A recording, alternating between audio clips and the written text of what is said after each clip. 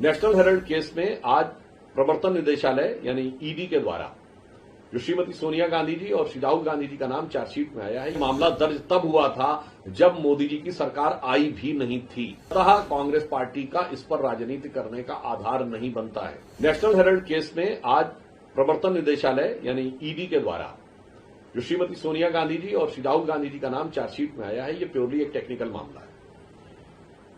Congress party को ध्यान रखना चाहिए कि इस विषय की शुरुआत 2012 में हुई थी और एक जनहित याचिका के द्वारा दिल्ली हाई कोर्ट ने अक्टूबर 2013 में इस केस की शुरुआत की थी।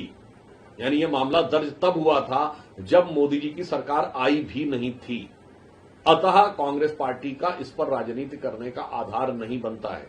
टेक्निकली देखें तो यह भारत के इतिहास का एक विचित्र मामला है जिसमें कोई एक ऐसी कंपनी 90 करोड़ की देनदारी में बिक गई जिसके पास हजारों करोड़ की संपत्ति थी, जो किसी के द्वारा समझ में आने वाली बात नहीं है।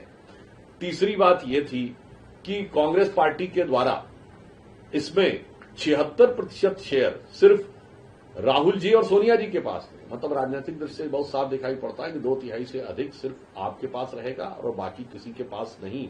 और मजे की बात यह है कि बाद में ये ने तय किया कि प्रकाशन बंद हो जाएगा और प्रॉपर्टी के बिजनेस में काम करेंगे। ये अपने आप में बड़ी विचित्र बात है। तो कांग्रेस पार्टी से एक सवाल पूछना चाहता हूं। आप कहते हैं कि पंडित नेहरू के द्वारा स्थापित थी, स्वतंत्रता संग्राम सेनानियों के द्वारा एजेएल एसोसिएटेड जनरल लिमिटेड स्थापित की गई थी। तमाम तो लोगों ने आपत्ति दर्ज की थी कि शेयर धारकों के पास शेयर थे उस जमाने के और उनसे पूछे बगैर ये दे दिया गया। तो ये गंभीर तकनीकी प्रश्न था। जहां तक मुझे ध्यान है तो शायद ये शांति भूषण जी ने भी इस विषय के ऊपर कहा था कि उनके पास भी कोई शेयर थे। खैर वो विषय अलग। मैं एक नैतिक प्रश्न पूछना चाहता हूं।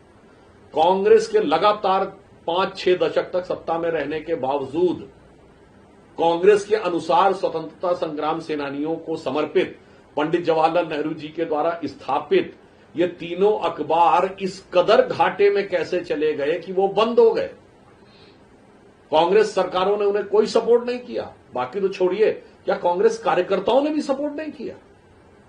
अगर केवल कांग्रेस के 10% कार्यकर्ता भी नवजीवन, नेशनल हेराल्ड और कौमी आवाज खरीदते रहते तो उनके बंद होने की नौबत नहीं आ सकती थी और 90 करोड़ का घाटा तो 10 साल के अंदर चुटकी बजाते हुए पूरा हो जाता।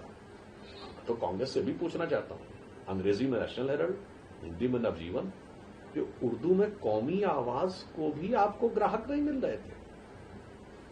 ये तो दिखाई पड़ रहा है कि लगता कांग्रेस के पदाधिकारियों और कार्यकर्ताओं की ही आस्था उनके इस जो दावे है कि स्वतंत्रता संग्राम सेनानी और